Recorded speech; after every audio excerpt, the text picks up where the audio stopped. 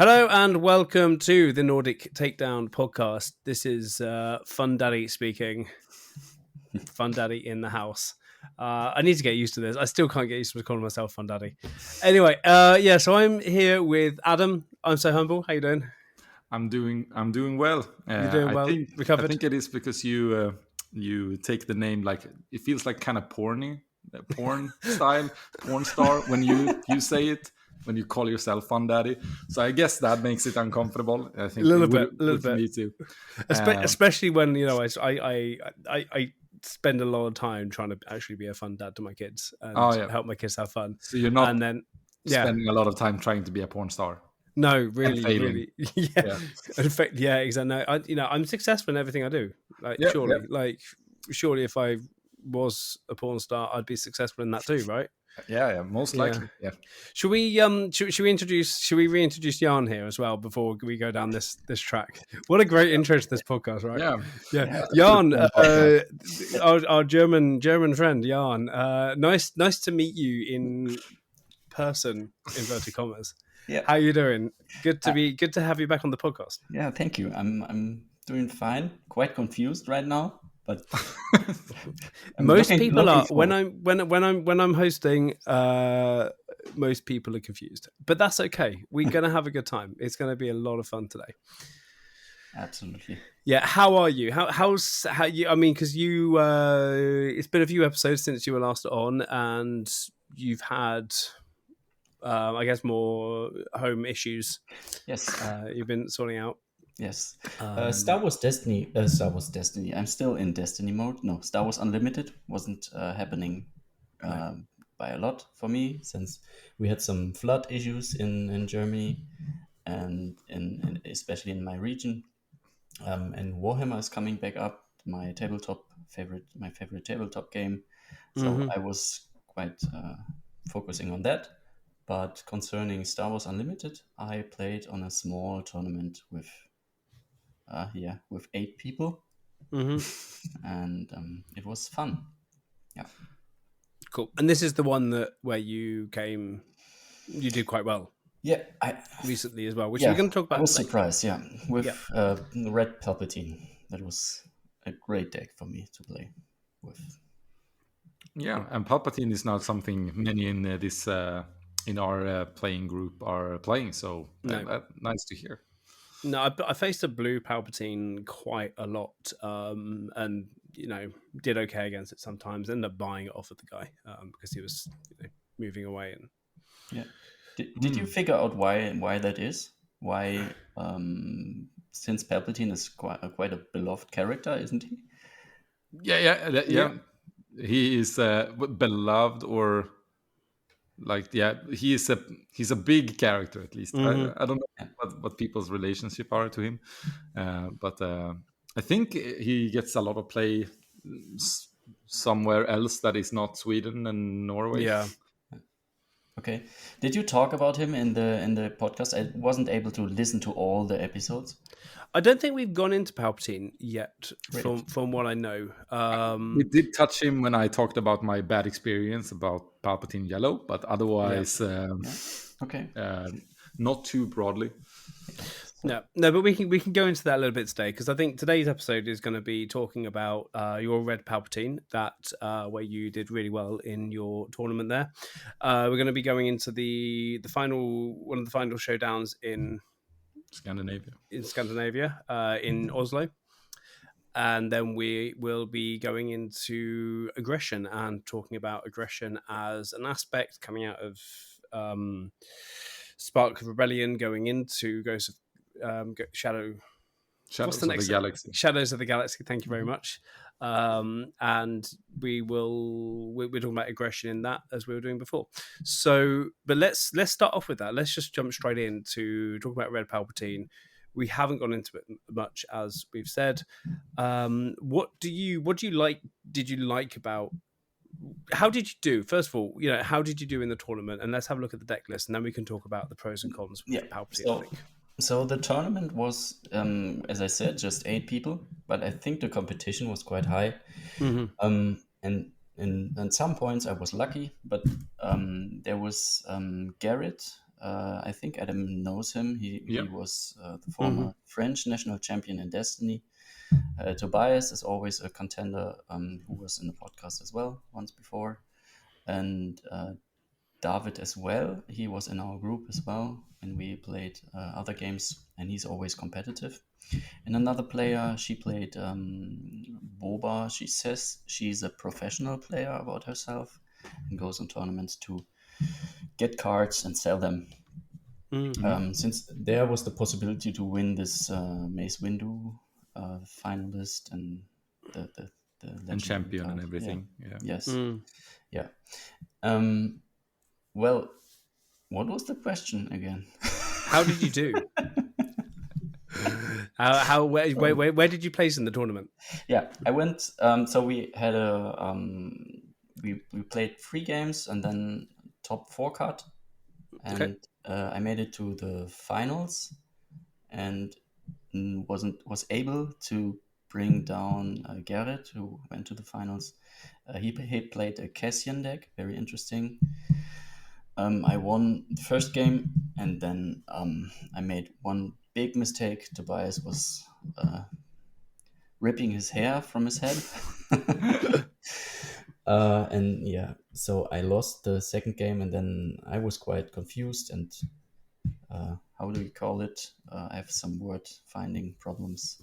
That's fine. So you say the Cassian Andor deck won the tournament? Yes, it won the tournament. Yeah, that's a very different meta from how it is in Sweden. No, it was just 8 people. Garrett is just a great player, and he can basically play everything.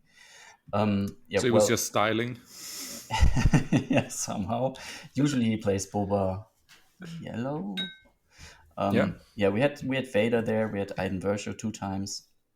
We had Sabine. We had Vader, and one deck I can't remember.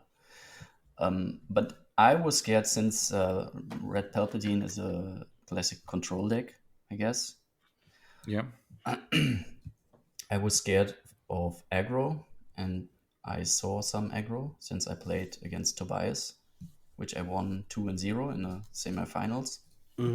Nice. Which was surprising.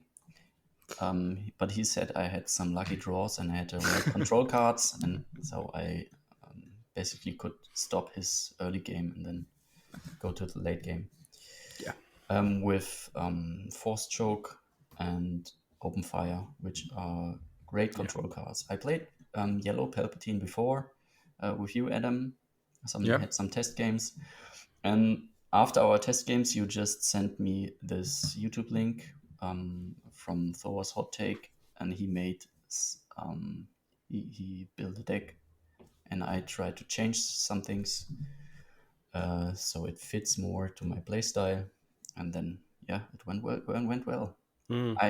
I think I could have won the tournament if I didn't make the misplay against a K2SO surprise attack, where I claimed, and claim, how you call it? I took the initiative. Say claim. I shouldn't have taken the initiative, and then he could just get in the last damage and with his first action win the game. Yeah. Was it so this Cassian, was it a yellow Cassian?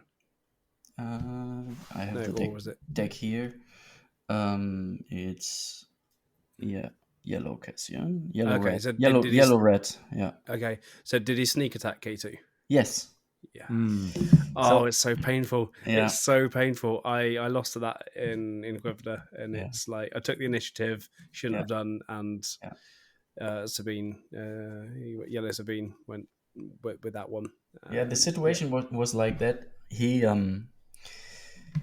put down K2, and then it's my turn. I could remove him with a unit of mine. Can't remember which one it was. I could just kill him. But I went for the base, and at the moment I went for the base, he said, "So you lost," since that was my last action I could make, and then he revealed, so I could not take it back. And I had the thought before, I have to kill him, and we talked about it before the game. You have to kill K2SO early on, because he sneaks in so much damage, especially with sneak attack. That's a nasty card. Yeah. So a misplay, and then I lost 1 and 2.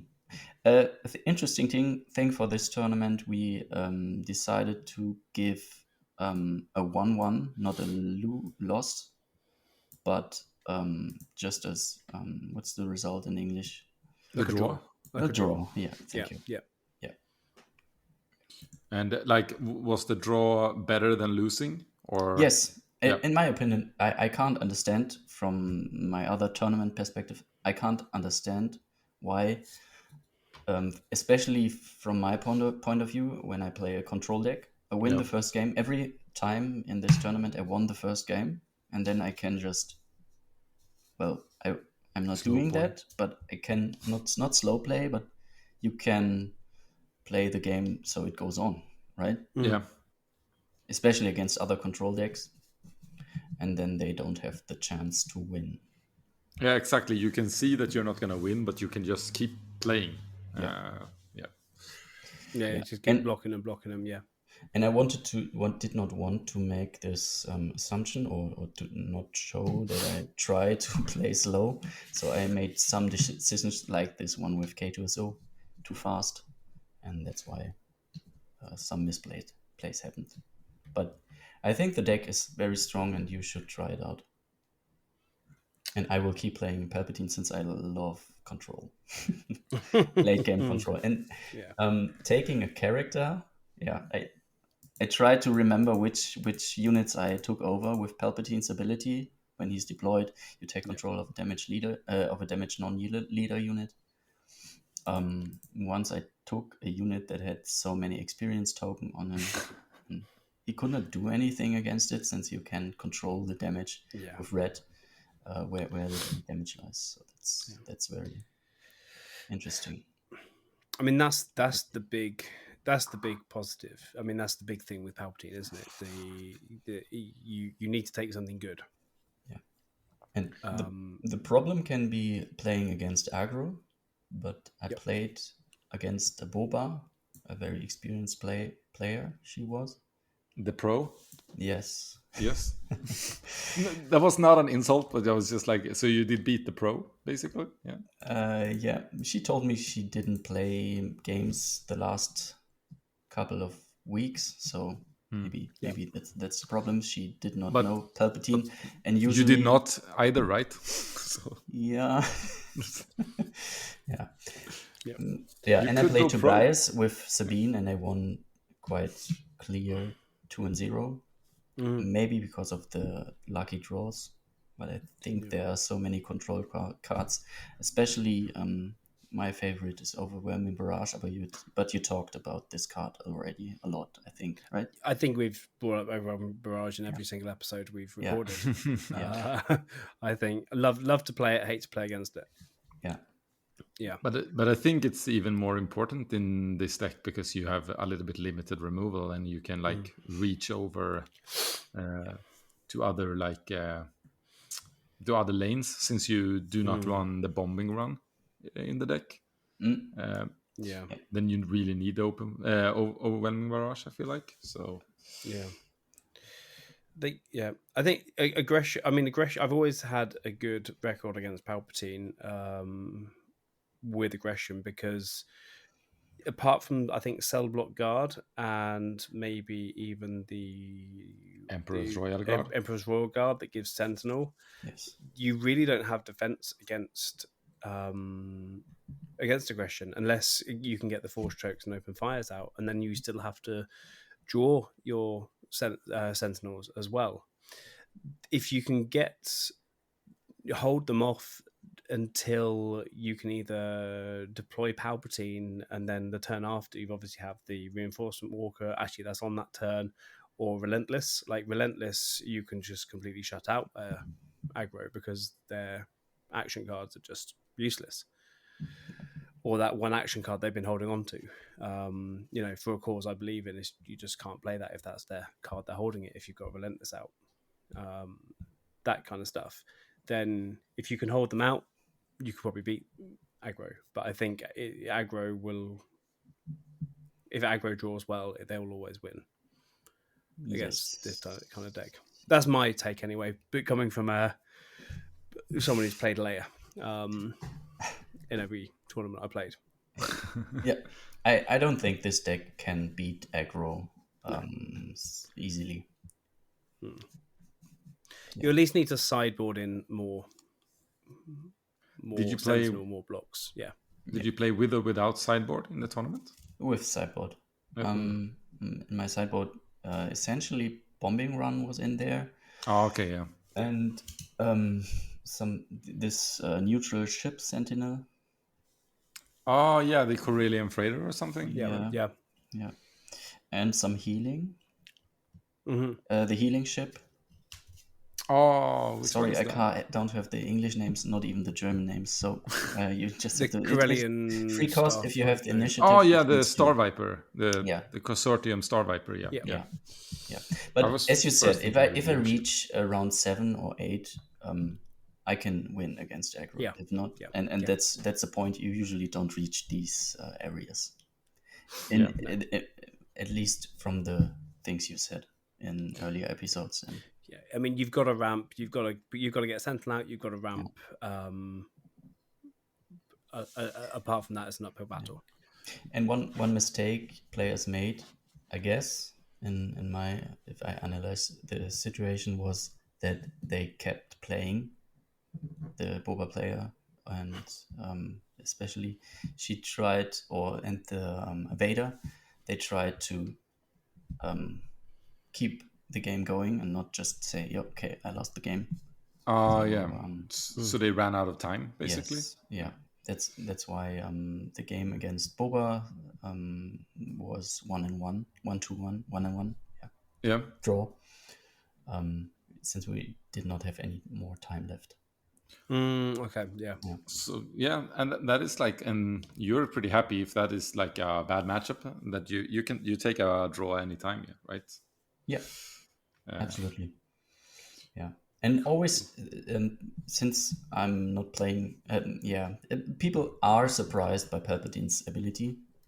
Yeah. Still, since he's not seen very often. Maybe it's that as well. It's like, especially in like smaller communities, sometimes if they don't face it a lot, you're not there every week. They don't think about it. They think I just have to finish this, and then you kill your guy to put 1 damage on their big unit, and it's like, I can't do anything now. Because they just, a little bit like the mistake you talked about that you did, like went face when you should have killed. People do that against Palpatine as well, like go face instead of killing the bad units, so Palpatine can't like sacrifice it.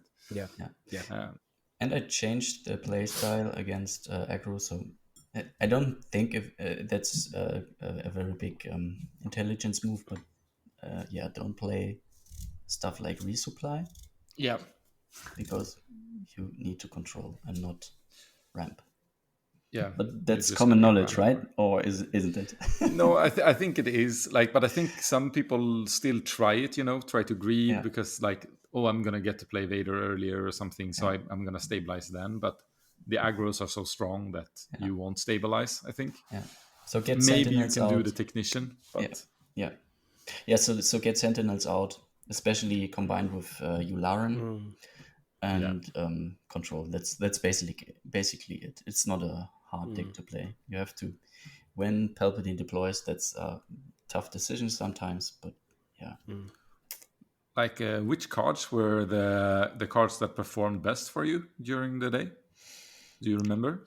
Yes. It's Yularen is always played. That's a great card in my opinion, especially with all the green cards you have in the deck, since he heals for 1 when you play a green card, a green unit. The Royal Guard easily in the starting hand, second place. And my favorite card, I don't think if that's the best, but I love the Reinforcement Walker. Yeah, me too. Especially combined with Pete. That's awesome. You heal for 6. Yeah, that is pretty disgusting, actually. Yeah, that's usually game over. Yeah. Did you get to do it? Yes. More than once? Twice. Nice. Yeah. Cool. yeah, people can really disrespect Piet. I feel like I do it myself sometimes, and like I like feeling I don't have time to kill that nerd, and then he stomps me because there's like a walker coming next round. It's like shouldn't kill that and guy. even in round 6, you have to be careful from what's it called? The 6-cost space unit, the Ruthless Raider. Ruthless Raider. Yeah, that's a control card combined with a good unit, and when it has ambush, it removes a space unit as well. Nice. Was it any card that were like from the deck that you played that was like kind of bad, and you felt like you always wanted to like sideboard out? Yeah. I was surprised. Maybe it's my playstyle, but I did not like Traitorous at all. Just in some matchups, it's useful. It was useful in these games. But usually I just throw it away for a resource. That's why did you play it at all? Yes, once, and it won me the game. So yeah. I think, but that's the most. If I have to call for a card, I think it's that one. Yeah, because like so we talked about the aggro matchup. I think the only time you play a resupply in the aggro matchup is if you have the Traitorous, so you know that you can steal one of their maybe buffed units from a wing leader or something. That basically game over. But otherwise, you're better off. Yeah. Yes, because it's just a non-leader unit that costs 3 or less, and it's 5 resources. Yeah. But that's the great thing about this game, right? That you can have cards in there that you won't play in every game, but you need to main board them so that you have a chance against some matchups. Yes. Knowing that actually, okay, if I have 2 Traitorous and 3 resupplies, like I'm not going to play them, so it's going to be an easy choice to resource them. Yeah. Surely, like in other games, it's not like with Magic where your resources are only resource cards. Other cards. That's why I enjoyed Flesh and Blood so much, is because most cards could be either resource, attack, or defense. You multiple uses. Yeah. You need to build your deck around that. So I think it's also won me a couple of games as well, Traitorous, in the SOR Showdown. Not the SOR Showdown, it was the Cantina Brawl. Where I played it on to a Fighters for Freedom. Someone was Cassian Andor, and I took his Fighters for Freedom, and it was completely out of nowhere because he didn't expect me to have a Traitorous in a Leia deck, because Leia's nice and she's all heroic, right? Yeah. I remember when I played it against Garrett in the finals. I took his Leia. Yeah, that's it. You remember that is not a good play. Made me remember. Yeah. That's not what you want to take for 5 resources. No. But it helped. Okay. So I won this game. That was the thing that. Yeah. I don't know how, but I remembered like that. So wow, Palpatine turning Leia. That's. What if they thought about that in The New Hope instead of trying to use Tarkin or Vader? Just use Palp. Yeah, I know, right? Oh, fantastic! Well, congratulations for second place. Thank you. Yeah. And congratulations to 3 Mace Windows, right? That's what you got. Right? Yeah. But if I may close it with this one, I got the finalist and the top 8 and the top 4, so the top 8 was easy to reach with 8 people. Everyone got it, yeah.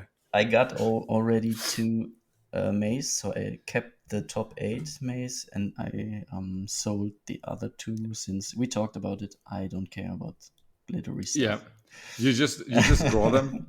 You're just lucky, and then they make money off it. Yep. Yeah, I gave them to Tobias, and he took care of it. Yeah, and to close it up, the best thing about this tournament was my children were watching, and both now wanted a deck and want to play the game. So that is we will switch from Pokemon to Star Wars. Nice, yeah. So they don't want to catch them all anymore. Yeah, still, they won't. But I think we have a great alternative right now. Yeah. Excellent. You've turned them to the dark side. I like it. Yes. How old are your children? Both that want to play 8. The boy is 8 and the girl is 10. Amazing. Yeah. Perfect time to get into. Absolutely. Yeah. So you still can beat them, and you can, and they can still have fun. You know. Yeah. It's great. It's like, and you can't let them win, because what you're teaching them then, right? And there's something my son said. He said, "You don't have to let me win. You can just use me as a practice partner," and that's the thing. Perfect. That's amazing. Yeah. Awesome. A few more years and I'm just a tool. Yeah, that's amazing. Yeah, exactly. Amazing. Cool. Let's move on to Norway. Yeah. Adam, you went to Norway. Did you take one of your successful Luke or Han decks there that I've already won with? That you've already won with? So both me and Jonah from the podcast went there. Obviously, Jonah went there since he lives there in the summer. We both went for Han Green. Jonah's played it all the time, and I have consistently said it's the best deck. So I'm just gonna keep saying that. I did win the Denmark one, didn't lose a series. So I was fairly confident in the Oslo one. Did have some teeth issues. It still hurt.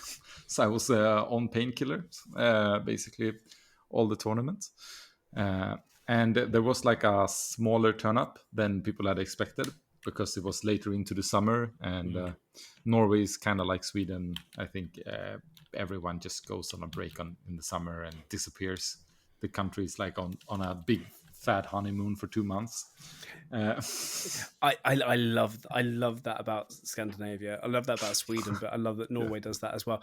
Like we have some international customers, and they cannot understand why people take such long holidays in the summer. They're just like, so just no one works. Like, no, we basically just the country just closes down, and their issue is that they're a company and their IT support is here in Sweden. So they need to have extra staff for sure. Yeah. So we need to kind of make sure. Obviously, we need to make sure that we've always got staff, but there always, when projects have to go on hold until August, it's hilarious. It's brilliant. I love it. It's just how we do. It's just, if you're listening internationally, come to Sweden. Move to Sweden. It's an amazing country. Yeah. Anyway, to Norway. So yeah, we played. I came almost a little bit late to the tournament because it was a nightmare driving in Oslo. It is for anyone that is from Sweden and knows the city of Göteborg, which is designed by someone that was super high and has about Jan's Rasta, like that. Wasn't Gothenburg designed by the Dutch or the Danish or something? Most likely, probably the Danish, right? I think it's the Dutch, because you got the canals and stuff there. I think it was actually designed by the Dutch. So that is a mess to drive in. It has this spårvagn, like the trains that goes through the city, not the subway but just in the city. So you have the trains, you have the taxi, you have the buses, and all people driving. And Oslo was just like a bigger version of Göteborg, and Göteborg is a nightmare, like way worse than Stockholm. So that was not fun. And also, when I finally found a parking, like my backpack broke. So all my cards just splashed out on the parking lot. So I just had luckily they were like in folds, so nothing got broke, but I had to like pick them up, and it was like over 10 minutes to the store, because like I couldn't find good parking. So arrived just in time, and got to face down and play a Han Green Mirror. That was fun. Yeah. One of 3 in the tournament. So basically, it was only 12 people because of the country was probably on on a holiday.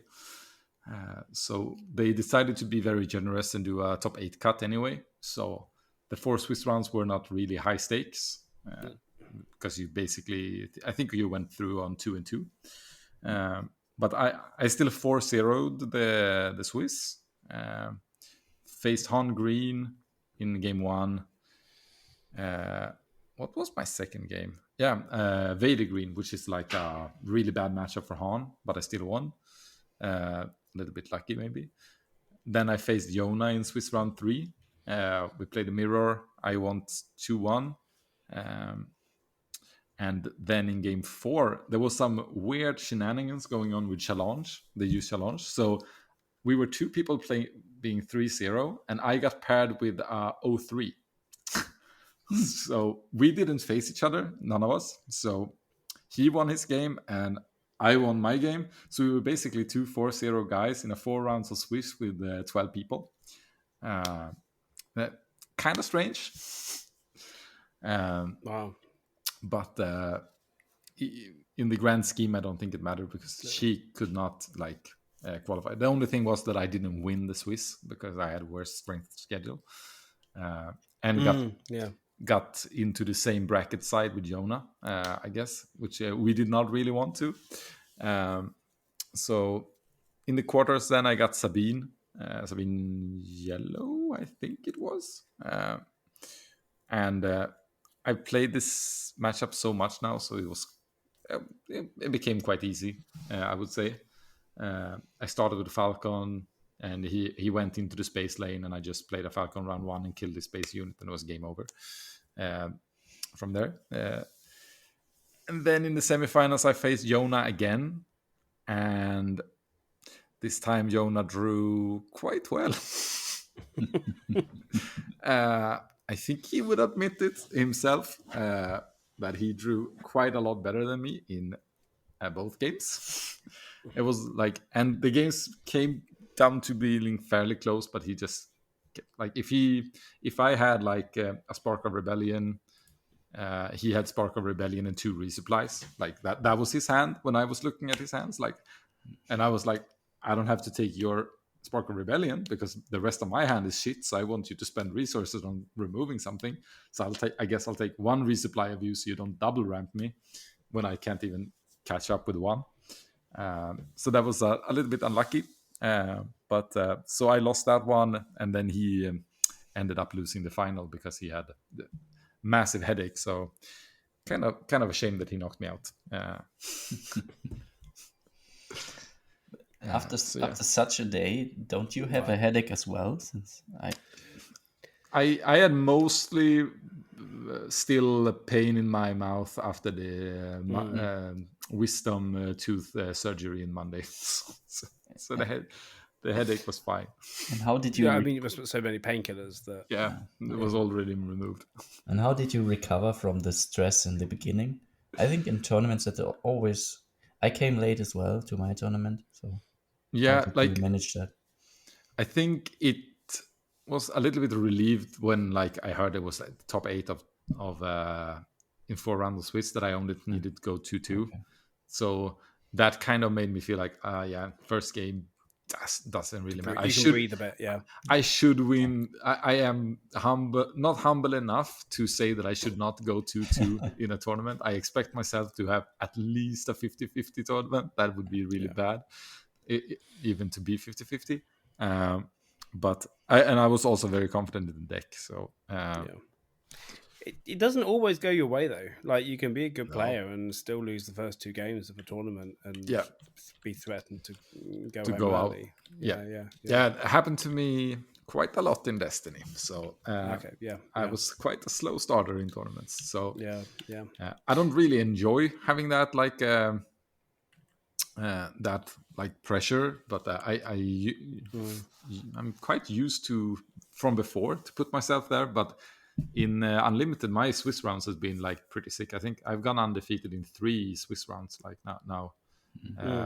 And I don't think I went undefeated maybe once in Destiny, and I played that a lot more. But those close games though can be really punishing. The Tour Showdown equivalent where I went 0 for 2, where 2 very close games where I could have gone 2 for 0 in both of them, for example.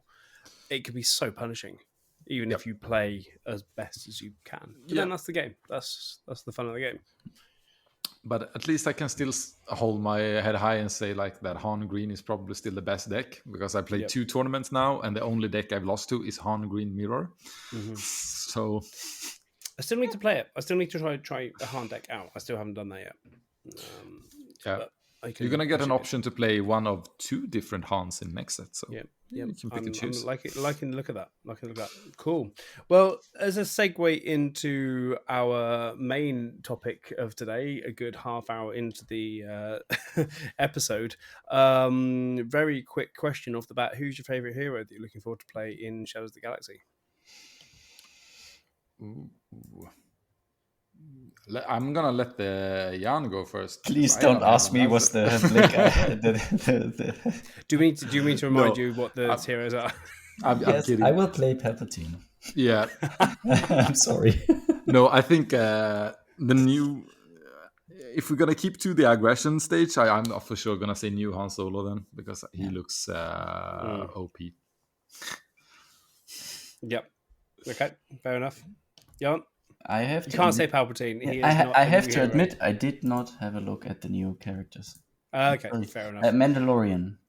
I think there's a Mando in there. Yeah. There's like 3 or 4 Mandalorian leaders at least. Okay. You've got. But I assume you're thinking Mando, right? The Mando. Yeah, the Mando. That's for my son. He loves it, and I will build a deck. Din Djarin. Yeah. And you? Jason? I think quickest answer would probably also be Mandalorian with Grogu. That looks quite a sick deck. It would just upgrade up and stuff like that.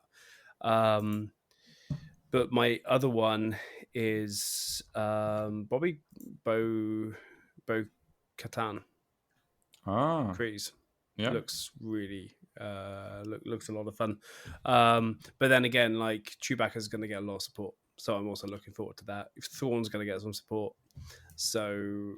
I've seen a Thrawn blue list came out, which looks quite fun as well. So, yeah. Are there any control leaders you would suggest? Of the new ones? Yes.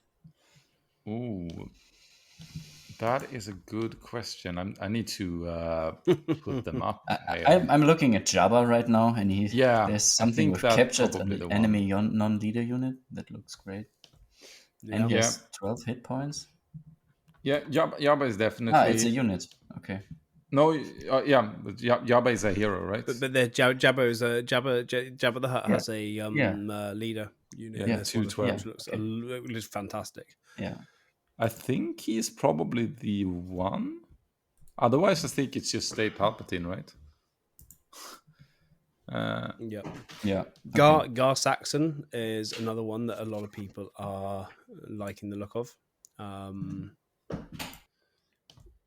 Which is I think another one that looks a little bit controlly. Very similar to Krennic.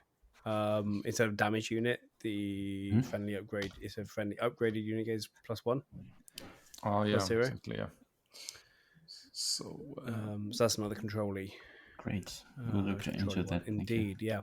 But I still think Palpatine will be king of control. It looks like. So you're set. Great.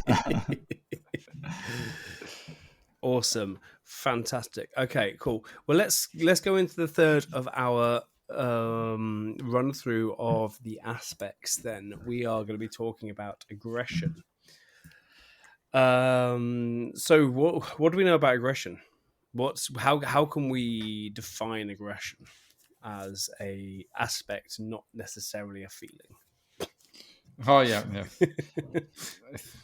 I do think it's not just a feeling. I think it's in this set it is just pure aggro, right? That's when you use aggression for the most part. Yeah.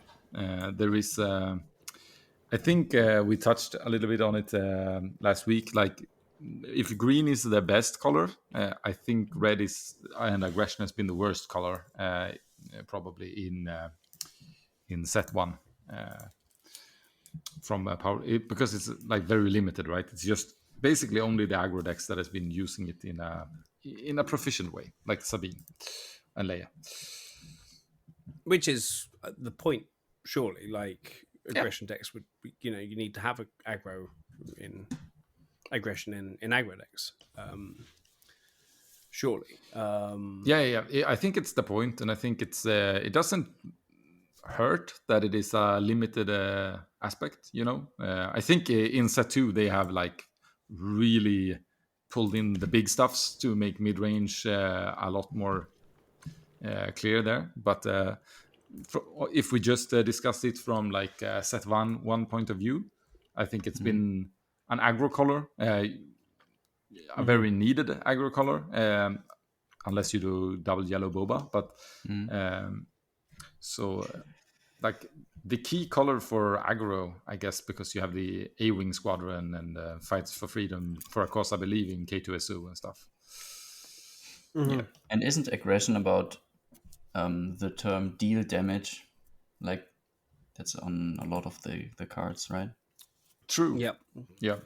Deal 3 down, but then of course you can you can still play that as control. Like you can deal damage to. Yeah. And it's not necessarily just about aggro play though, because you've got deal damage to a space unit, deal damage to units rather than to the base. So it's not like it's only designed for aggro. You can play it in control decks. Yeah, for those who might misunderstand us. Yeah, I think I'm just thinking that from set 1, that is where it's been featured for the most part. Yes, but as we talked about before, Red Palpatine uses the control part of it, so apparently pretty well. In Germany. Yeah. In Germany, yeah. In I Germany, like that caveat. Is that like putting Germany on a pedestal? Like Germany, that's where it works because we're so good, or is it Germany so behind that even Palp Red works? I don't know. I can't. I will not talk about emperors in Germany, right? Yeah, that's fair enough. Fair enough. Yeah. But the core mechanics is basically deal damage, either deal damage to base, deal damage to units and saboteur shows up a lot in aggression.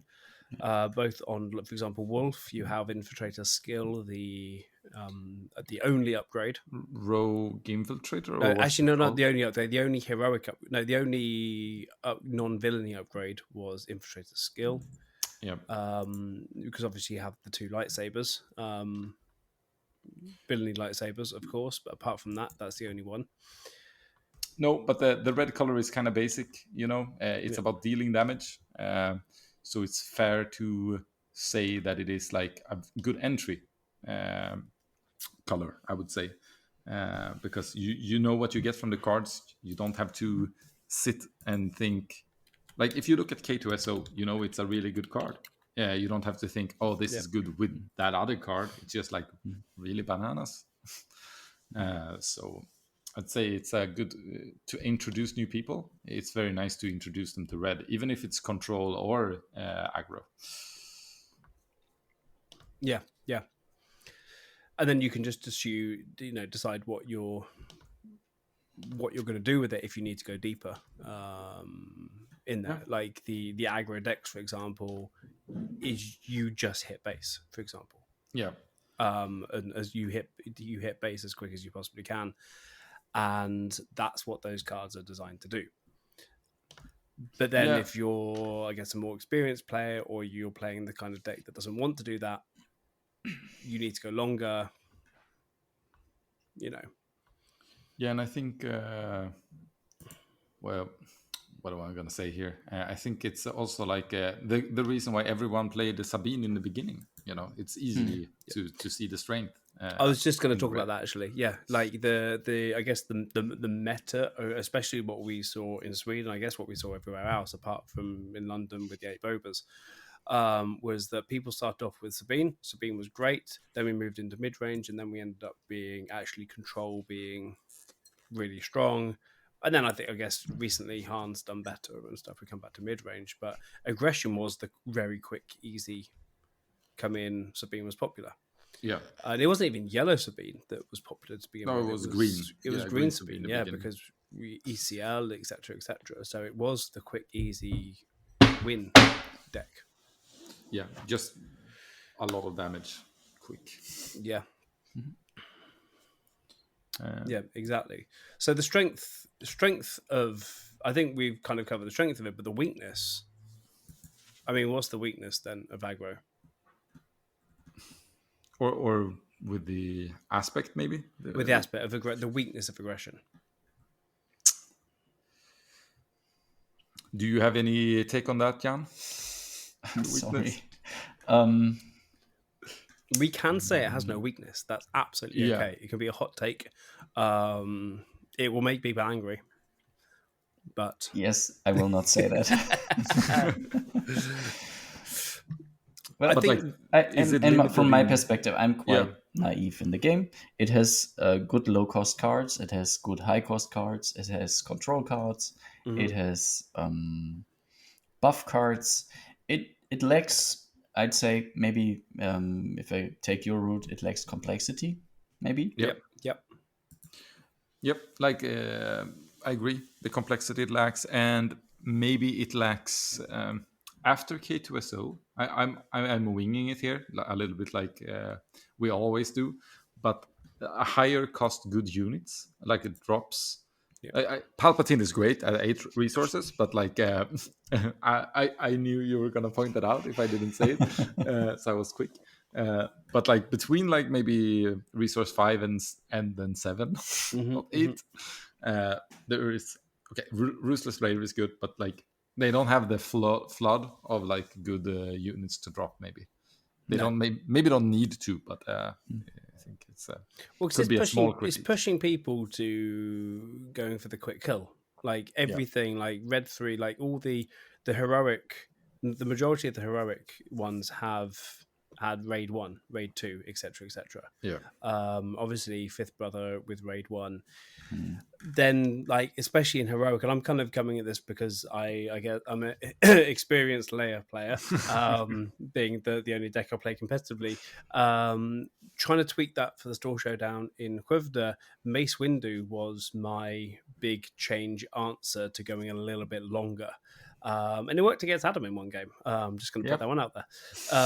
It's true. But yeah, no, coming in series, ambush. But Whatever is one's good enough for me. I obviously I dropped the attack pods, etc., because that was a thing that just wasn't pulling off enough. But the Mace window was really, really good. What we didn't see, what we haven't seen, is many double red decks. No. The aggression double aspect card wasn't played as often. I didn't see it in many decks at all, which was a shame because I got a hyperfoil version. But only bad reason. But in terms of the double red aggression card, you didn't really get much play. There wasn't as much strength with it. So the double red, if you weren't going for a double red deck, you weren't going to go that long in a game. But that's probably because of the low options you have if you play double red, right? Because the card is great. Yeah, the card is actually good, I think, yeah. But playing double red is not that good. No. So if you're playing it, you've got to pay. It's like the Vigilance double. Yeah, and I think the card is more like designed of being impactful early, which means it's not worth paying 6 for it because it comes too late. Like Cunning and stuff and Vigilance, still their options are still good for 6 resources. But same with Command, basically paying 6 for that one is not as good either because you which is the green one, getting that resource extra, for example, is not as good when you're already at 6 resources. So it could be better in Shadows of the Galaxy because of the defeat 2 upgrades. Yep. I think so. Yeah, that could be a really, really huge thing. So we might see that a lot more. But it's not like double red did much against like a double blue deck with there as well, because you just couldn't go. You can't go long with a double red. Yeah, double red and deck. it makes you very predictable. Yeah. Right? That too, because it is a predictable color from the beginning, and then even more when you double down. There has been some Sabine double reds that are fairly good, I would say. But like if they don't get aggression, then it's just a worse Sabine deck. So yeah, that's probably like cutting some of the weaknesses. Yeah. So what's your favorite card in red, if I may ask? Cruel. The favorite red card. Cause I Believe In. Easy. Yeah. Love that card, especially in a full heroic deck. I think. I think maybe Force Choke. Okay. I like that one thematically. Like, I don't think it's the best by any means. It's actually good though, but I think K2SO is probably the best one. But for the red one, I think it's that one. Maybe Open Fire, because I like that one. It's so simple. I just like direct removal in that way. You can go both lanes. Yeah, I mean, if you're going a red blue, you can take it into takedown range. Get a unit into takedown range, especially up against a what's his name? The really annoying blind guy, Chirrut. Yeah, Chirrut.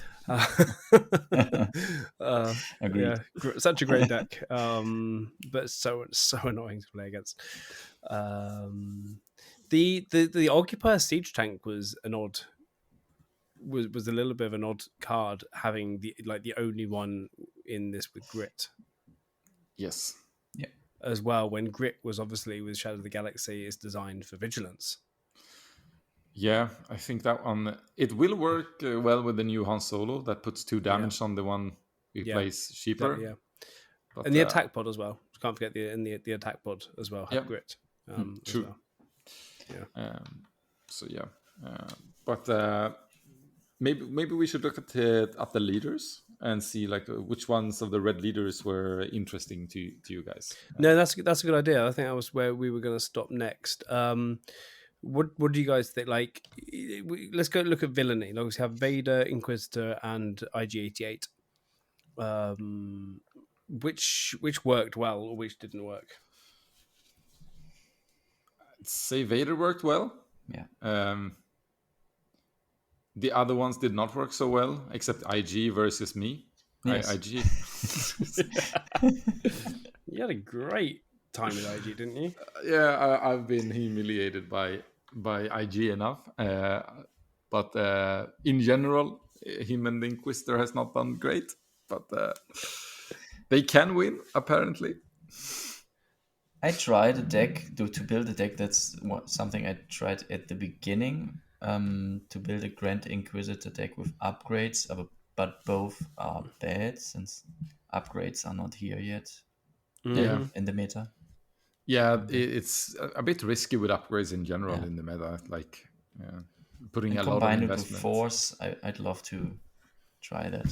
Yeah, but like Force throws, and I think the Grand Inquisitor has fun thing with the Fifth Brother, Seventh Sister. You can play Force throw and stuff earlier. Just that Grand Inquisitor sucks, like the leader. But isn't readying a unit great? But just 3 or less powers. It can be really punishing if you're playing against it. It can be really punishing if you don't get rid of their units in time. The ability is fine. It's just that he comes so late. Like he's an aggro deck and he enters on turn 6. Okay. Yeah. That is the reason. His ability is actually, as you say, I think it's pretty good. Especially like some of you can play some units that likes to get damaged and stuff. So you need to have a good board. If you're coming out of 6, you need to have a good start and a good board in order to take the damage and ready and hit twice. For example, or you can come out and you can take those early hits, and so it comes out as aggro. But like you say, like the actual, he was strong when he was out, and he needed to. Yeah, a lot when I faced him, like mainly with Boba. Now Boba is like a little bit busted together with Han, but like he comes out strong, and then you stabilize, and then you have your boba out, and then the Inquisitor comes out and says, "Hello, where's my boys?" And like they're gone, and you're gone too. To see him running into the darkness. Yeah, yeah. But then, obviously, Darth Vader ended really well in the season. Yeah, I think he started looking good from the beginning. And then everyone thought that you had to like mega ramp all the way with him. Mm-hmm. So he just got smacked around by Sabine. So people stopped playing him. And now, just like Jan is doing with the like Palpatine and stuff, like when people are figuring out how to play into aggro, not being too greedy, and also like maybe tweak the decks a little bit around it, he's actually a pretty good deck in the meta, and he's also very good against Han Green, for example, and good against Boba as well. He feeds on mid range. Yeah. Heroics. What do you think about these two, Sabine or Cassian? Which one was better? Everyone wants. I have to say Cassian. but... It has to be Cassian, right? After that last tournament report, right? He won against me. Cassian in Germany, obviously. Yeah, absolutely. Yeah. Garrett played him. Yeah. So Cassian is just styling on your Germany meta. Yeah. But before we talk about Sabine, like, if he didn't win in Germany, my easy question here would have been what went wrong with Cassian, because he's a strong character in flavor wise. Like, he should be pretty good. I mean, like, drawing a card, being able to deal 3 damage as an aggro leader, it shouldn't be too difficult to pull off that extra card and that bigger hand. Yeah. But what happened? Maybe it's the same with the card I Am Your Father. You draw 3 cards, and drawing is not as strong right now. Maybe it's for something for later meta.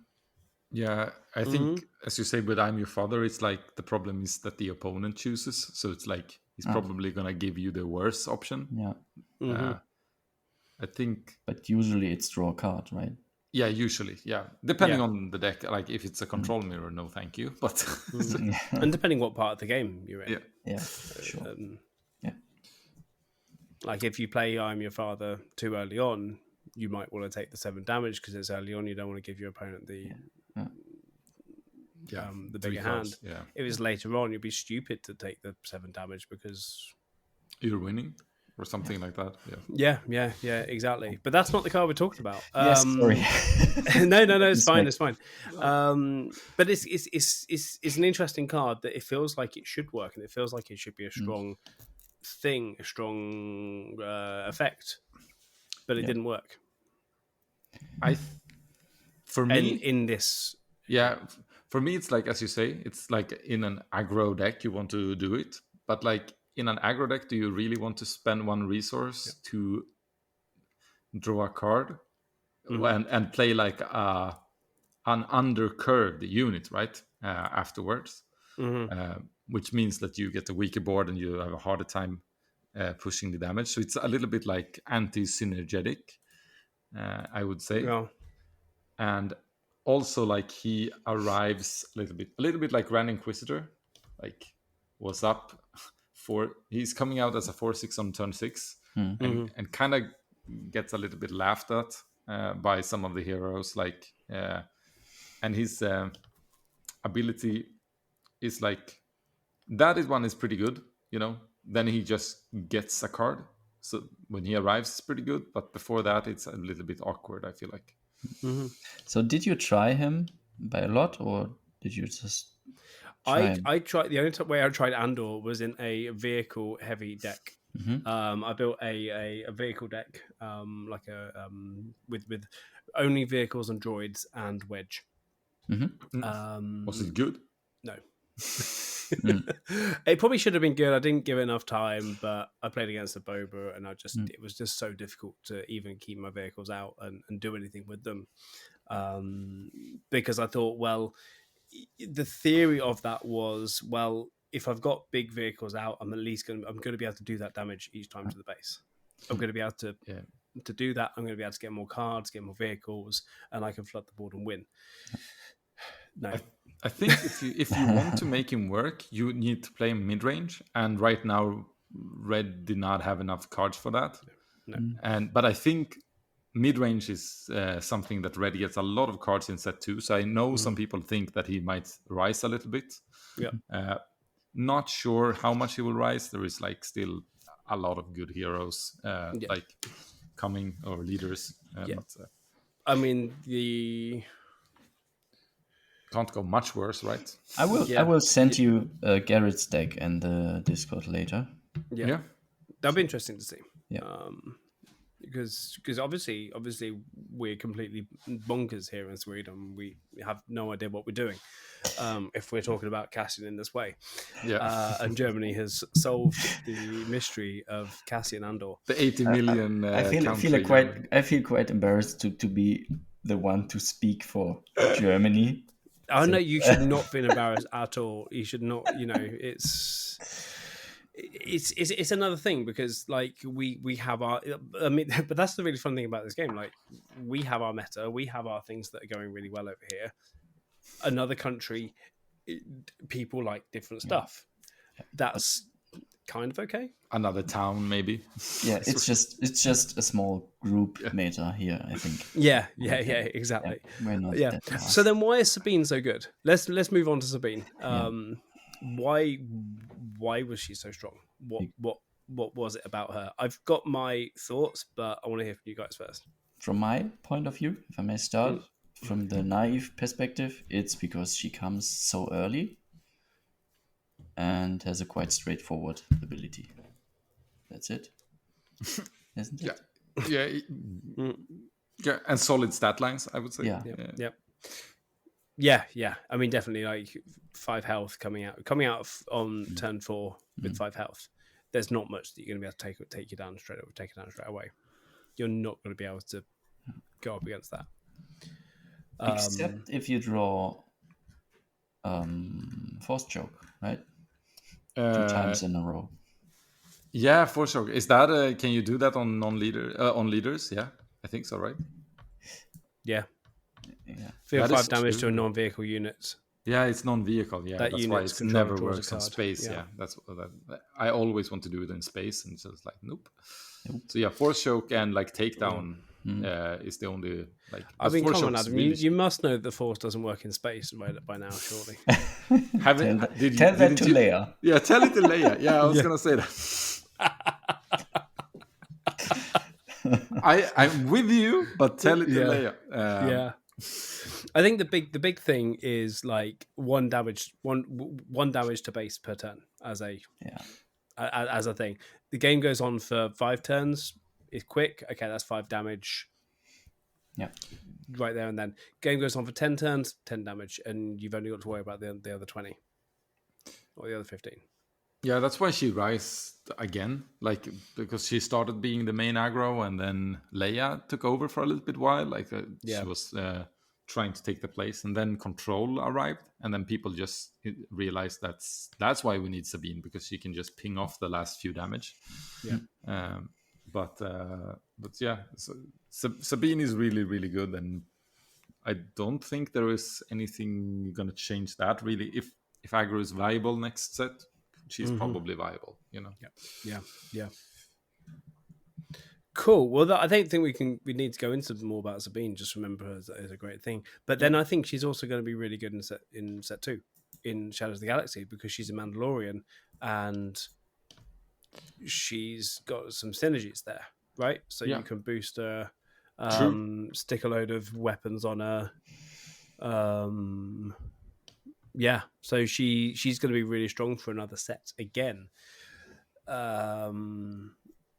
Depending, maybe later on, because obviously a lot of people are going to be trying and playing the new heroes quite a bit, so we probably won't see as much. But then when you get into later season, she's going to be strong. Yeah, I think. I do think. So. Yeah. Bases. I just obviously like Tarkin Town was the rare base. I actually, Jan, I was going to ask you a question before, and I completely forgot. You went with Kestro City, just one of the 30 bases. Yes. Did you feel like you needed the extra 5 health? Or would Tarkin Town have worked in the games you were playing? I thought about that, but I have to say no, since aggro would have an easy game.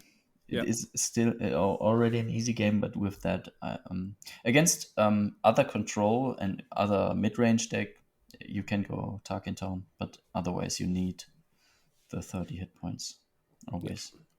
Yeah, that would have been cool if you... My point of view. Would have been cool if you could have sideboard base. Yes, that's a good idea. That would be very interesting. I'm not sure if that would be a good science base, because I think that really is good for the control. Yes. Like the aggro players, like when are you gonna reach for the 30 HP base? Like mirror maybe. But that is it's like watching them to like, oh, okay, now he's got. I have one easy game, then he goes up to 30 HP. I think, but that would have been like cool if that, like if they take, like if you want to have a base as your secondary, like it takes 3 slots of your 10 or something, that would have been cool. But I see Tarkin Town as a removal card, and you pay 5 hit points to remove something that has 3 hit points. Usually that's not a good trade. Yeah. I've got to say, I played Tarkin Town with my Leia, and it was actually very useful a lot of times, especially early game, and wanting to keep the board, wanting to keep your stronger board so you can hit twice with Leia's effect, or even 3 times if you could Rebel Assault, because getting in that like 12 or 13 damage in one turn, Tarkin Town at the end of your turn, if you didn't get around to getting the initiative, Tarkin Towning something that got damaged so that your opponent couldn't hit you back first the next turn, they had to put a new thing out, so then you can just go Rebel Assault and smack with 2 units in one go. That was hugely effective, actually, and worth the 5 points. But it wouldn't work in all decks. No, it's like if you want to have the board presence, Tarkin Town is good. If you are not gonna be able to use the board presence, then 5 HP is just better. Yeah. There were games with my Palpatine deck where it was hard to get, or I did not draw the cards I needed to put damage on another unit, and I did not want to kill my high cost units just to deal 1 damage. And it could have been a place to use it to take over something big, deal damage, take over with Palpatine. Oh man, it's so boring. Both Denmark, Serbia, England, Slovenia, all 0-0. Yeah, I saw that. Yeah, I was gonna make up something during the podcast and just nail it to you because you didn't know the result. I don't care. But now you know the results. It's not that good.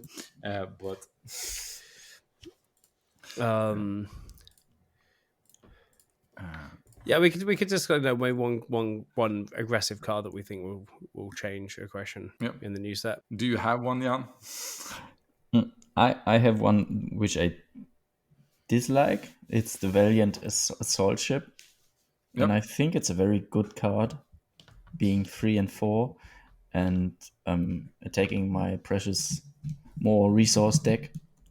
So it gets +2 if you attack a player who controls more resources than you. And it has Saboteur, so it's quite good for 4 cost, isn't it? Yeah. Which card? Valiant Assault Ship. I have not seen it. Yeah, it's a new red new rebel. card, right? Yeah, Saboteur as well. It doesn't have like in the shadows.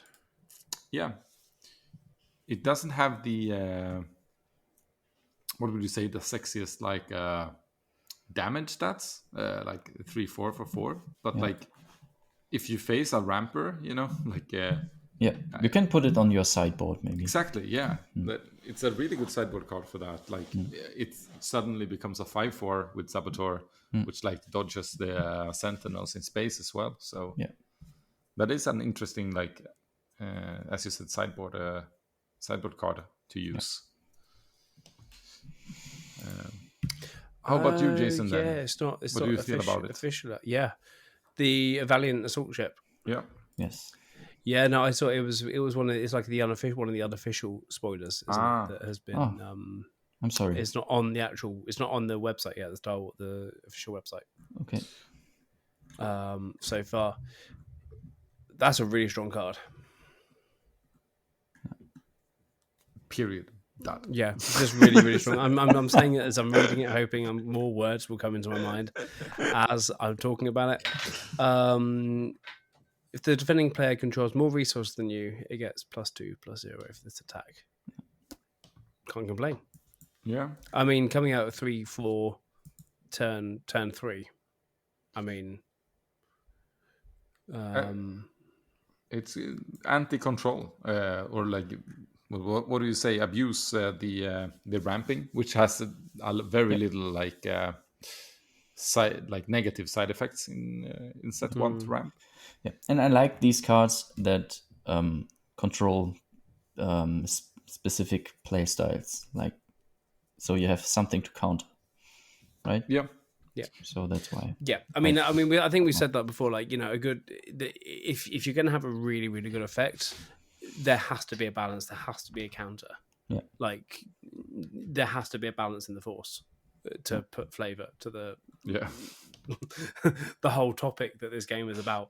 But there has to be some kind of balance. So if there is a really, really strong card, there has to be a really strong counter. True. To that. So yeah. How about you, Jason? A card. John did not like this card, but thinks it's good. Do you have anything? I have a few. I have. I'm not going to mention them all, obviously. But the Wookiee, the villainous Wookiee, Kershatan, is really cool. When played, if an enemy unit has bounty, you may ready this unit. So it's not, it's not ambush, but it's, coming and ready. On attack, choose a ground unit may deal 1 damage to it for each damage on this unit as well. So again, it's not grit, but it's light grit on attack. Which actually, I feel like this will be good for Palpatine for your deck. Just giving that extra 1 damage so that it's viable for Palpatine to take it over. Yeah. Even if it's just got the 1 damage on it. And people are going to have to damage it because they can't take it out in one. Okay, maybe 2 or 3 cards can take it out in 1 hit, but people aren't really going to want to damage it. Yes, 7 HP is quite a lot in just that turn when he hits on 5 resources. That can be a little bit complicated to just do easily. Yeah. Agreed. Yeah, what about you? So I could be really boring and say Poe, but everyone know that Poe is going to be amazing. So I'm just going to say Crate Dragon instead, the other red legendary card. Yeah. I think that is probably going to be Jan's like nemesis card for the whole next set. And for people who don't know, it's like a 9 cost, like 10 and 10, overwhelm. When an opponent plays a card, you may deal damage equal to that card's cost to their base or a ground unit they control. Yeah. So, like, you play this, and even if the opponent has, like, Vanquish, they still take 5 damage to the base. Yeah. I was going to say that card, but it would have been a boring answer. I'm more boring than you, I guess. But that's fine, because it is going to be a very strong... It's going to be in every red deck. You'll be stupid not to play it. And it solves the issue that we were talking about earlier, where... there weren't many high-cost good red cards. Yep. This one and Poe that mentioned like really push mid-range and late game red side to a completely different standard. Sounds great. While Fundad is hunting flies, mosquitoes coming in. I left my window open. like a true immigrant to Sweden. Okay, I've got to defend myself here. Like, mosquitoes love me. Mosquitoes absolutely adore the British beef. And it's so annoying. I went on a camp the first summer I was in Sweden. There's like after a year here. I came back with 80 mosquito bites. 18 or 80? 80. Well, mosquito bites and like, you know, the little mite things that are like mosquitoes that's just a little bit smaller.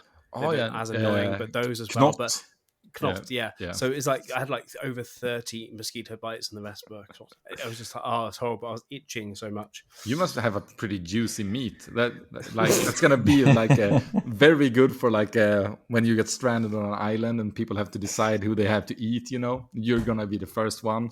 Like apparently so. Apparently so. Yeah, it must be so. Like I don't know what it is about me. But I think that's a good way to wrap up this aggressive episode. Yep. In a very, very odd way. Jan, thank you very much for coming on and joining us again. You are, very welcome. You are kind of in the you're kind of a half host in some ways because you're there on a thing. You don't have as much time to be involved. But this won't be the last we hear of you. Thank you. I'm always happy to be here, and we'll try to come in if I have something to say. This time I had something. Maybe in 4 or 5 weeks or months I have something more to say. Play more Star Wars and you'll have more to say. Yes. It's all good. Yeah.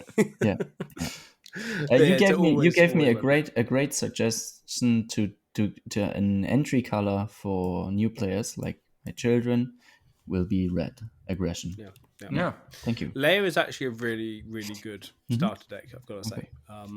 It's the only deck I dare to play because it's so simple. And Adam, you've been here giving me abuse as normal. Always welcome. But thank you as well for your skillful input to this as well. Not just me trying to sound intelligent. You actually bring some.